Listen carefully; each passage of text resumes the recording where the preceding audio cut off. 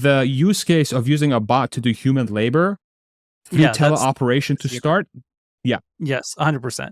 Yeah. See, this is my optimism coming through, because I'm like literally like, this works now.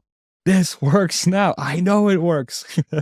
Well, and you're right. Like, it does. So the question is, when will it work for what? And it's all, it's all measured in dollars and cents. Like, the most valuable tasks that require the least from, it's like two independent variables. It's like, how hard is it for the bot to do this job? And then how much money does the bot make doing this job? And the things that are like super easy for the bot to do that make it a lot of money are the first places that it gets deployed. Yeah. And like there's so many of, this is what Scott Walter refers to as like the low hanging fruit. That's just like laying, he's like, it's not even on the trees. Like, this is the fruit that's on the ground waiting to be picked, and it's literally just rotting. And there's so much of this latent demand in the economy for tasks that people want to do, but they can't pay a human to do because it's like, if you could pay to have task X done, and like you would pay $5 an hour to do it, it would get done. But at above $5 an hour, then it doesn't get done. There's tons and tons and tons and tons of that work. And a lot of that work is actually that stuff that's super, super simple. And, so there's a couple of like, that work will eventually get done as we scale up the amount of bots that there are. But there is also stuff that's, either really dangerous. Like, there are things that are really easy to do, but it's really dangerous for a human to do them. And because it's really dangerous for a human to do them, you have to pay humans a butt ton of money to do them. Yeah. And, whether that's partly because you're mitigating safety risks or because it's, hazardous in the first place, like all kinds of things, then those are your, first most important use cases to apply the bot to. And that's why they, say you're trying to attack the dull, dirty, and dangerous, especially the dangerous tasks to begin with. And there's so much of that stuff. It's just going to start there, and then it's going to cascade through everything. I would argue that the dull stuff is probably even easier because the use case is simple. Like the dangerous stuff usually involves complexity, because it's like you have to get into a space, or maybe getting to the space is easy-ish, but like just being in that space is what makes it dangerous, right? But dude, like staging product in a warehouse, okay, just like literally staging and loading in a warehouse is a task that exists in most warehouses that are not fully automated, and Amazon and maybe a couple other players are the few ones that can do that, right? Like it takes a lot of investment in CapEx. You need a lot of demand to be able to justify full automation in a warehouse. Like, it costs a lot of money. You have to essentially craft your process to non-human robots for it to work, right? But literally just like bringing part from point A to point B is a job right now in a warehouse setting that exists, that companies pay $15 to $20 an hour. That exists now in that setting. And imagine how many other jobs like that. Dude, in a construction site, bringing dirt from one point to another using a wheelbarrow as an example. Or just moving, just the movement of product from point A to point B is a job that humans pay anywhere between $5 an hour at the very low end to $20, $25, $30 an hour. Those are immediately disrupted by this, teleoperated or not. Yeah. Yeah, I think the first places are probably going to be combinations of like dull and dangerous. So it's like, dull is a thing, dangerous is a thing, dirty is a thing. And then there are some things that are dull, dirty, and dangerous. Yeah. And like that is a perfect use case where it's dull, it doesn't require any real thinking on the part of the person doing the job, but it is dirty, and maybe it's dangerous because it's dirty, or maybe it's dangerous and dirty, like whatever the case may be. Yeah. Like those are good points. Huge prime use cases. Things that are like you're talking about are dull, and somewhat depending on dangerous. the weight of the things that you're transporting, they are dangerous because they require that repetition, and those, doing large numbers of those repetitive dull tasks is actually harmful to, Yeah. your health or your body. There's also like So, the intermingling with machinery too. Like, yep, you're walking around forklifts, you're yep, walking around pallet riders. Like you are walking through racks where maybe a yep, pallet could, could be fall, misplaced and it falls, right? yep, These are not like that's why HIPAA or not HIPAA, I'm sorry. That's why OSHA. OSHA, thank you. That's why OSHA exists, is that literally people died because pallets fall from the racks.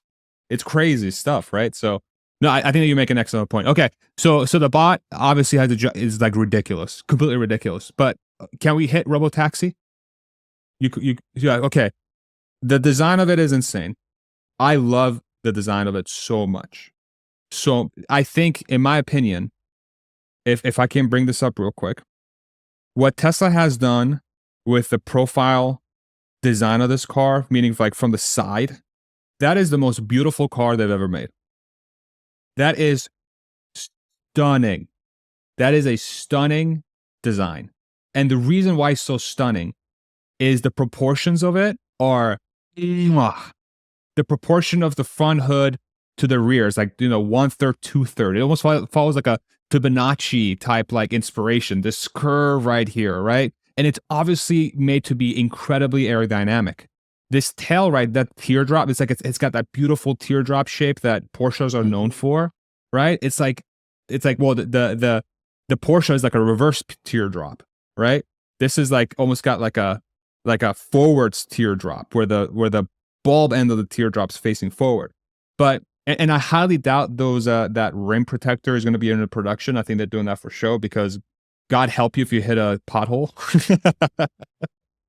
That thing's going to be coming, going to come flying right off completely. So they're probably going to shorten the wall for sure. But number one, the design's incredible. Like I just Yep. love, absolutely love, love, love, love, love the way it looks. Okay.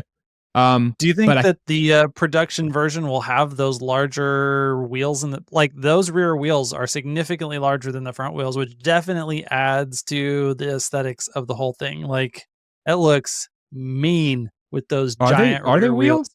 Yes, I think they're 21s in the back and 19s in the front. They're freaking Yeah. huge. Yeah. Okay. Why would they put a 21-inch wheel on a self-driving car? What is that? I I don't know. This is the exact reason I'm asking the question, because it doesn't I make agree. Yeah. intuitive sense to me. I'm sure that there's reasons, and I don't know what they are yet. I mean, what it could. Okay, so here's a theory. So this like tireless tire or airless tire that they're working on. The more space you have between the rim and the end of the tire, the more cushion you can provide on a tire that doesn't have standard air. Like the air. The reason why you can have a 21-inch tire with a very short wall is because you have air. Because you have air in there because it compresses and goes back. But if you're trying to do it with an airless tire, you're never going to be able to do it with 21-inch rims and a wall that's this short. That would be it'd be literally like driving on rocks. Just might as well drive on a stone tire because it doesn't matter how soft you can make the rubber, it's not going to have nearly as much play as air, right? But if you make a lot of space between the rim and the tire, maybe it's like a 14-inch rim with a 21-inch tire equivalent, right? All of a sudden, you go from having like a decently sized wall to like maybe double, and that's what allows the car to have the cushion with an And that airless may tire, explain those solid caps too. right? Yeah, that's one Interest theory. That's one theory, because maybe like the reasoning behind it. I mean, it's obvious, right? An airless tire, the amount of times you're going to have to replace that is rare, right? As long as you have a compound that can work in different weather conditions and it has a long life, if you're able to achieve that, then no nail, no pothole, nothing short of not even maybe an accident will cause the tire to deform or break or whatever it may be, right? I've had, since I've moved to Austin, Texas in 2020, I've had 5 different nails in my tires in 5 different tires. I had to replace my entire set of tires because of nails. And then after I replaced them, success, like whenever it happened, I got another one. And it's always in a different tire. It's like a front left, rear, whatever it is, okay? And and I have 21s on my Model Y, okay? Each tire is $600, bro, with like replacing it. So like doing that with this is dumb. It's dumb if they have the rim that matches that tire size, right? But if they don't, and these tires can go 500,000 miles without a replacement, okay, that makes perfect sense. It could also, they probably have plenty of data on that as well, like how often people are having to do service on their tires, and that's a significant concern, if you're owning these vehicles and operating them as a commercial fleet. Yeah. The last thing you want is your Robotaxi to like, run into a nail. I mean, dude, I miss nails. Obviously, I miss nails all the time, and I consider myself to be a relatively good driver. It's not like I'm hunting for nails on the asphalt when the nail is the same color of the asphalt. Like, you're gonna miss that for sure. The other thing could be too is that maybe it is a traditional wheel tire combination, right? And that traditional wheel tire combination is behind the idea that this form factor, this design ultimately is going to be the compact car. And that the shape of the vehicle and how they're designing it will be one where people will be able to buy. And they will offer it like any other car, since you can buy steering wheel and pedal with it. Let's say that's the theory behind this car as well. Maybe it's like, hey, like you'll be able to buy it with 21s and it's going to look sick and you'll be able to drive it. But by the way, if you don't want to drive it, it will also drive itself. You just have to pay more for tires. But if you ever decide to move and just never have to worry about your tires, we also offer the airless option that you can put on your car. And that airless option goes right in, right? You can just swap out the entire rim and tire and then you go. And like allowing enough room for that tire to be there so that you can have that comfortable ride without it feeling like you're riding on stone or whatever, on stone tires, then that allows that to exist. So I don't know. I still have a hard time thinking through why the front and the back would be different sizes. The airless versus air tire, like they could still be the same size as, the fronts and the backs being airless tires. I like what you're saying about the airless tires as far as the fleet operations use case. But yeah, like I don't know if this was a design decision made for mostly aesthetic reasons or, whether it's mostly functional. Maybe it's 30% functional and 70% design. I mean, like I said, it looks so good. And like, I think that there's a significant, like that in and of itself can be the reason. Like Elon drove the Starman like spacesuit design so hard to be sexy looking, even though it was super difficult. And this was something that I posted today. Like somebody had here, let's see if I can find it. Posted pictures of, both a Waymo and this Robotaxi next to each other. This thing pulls up.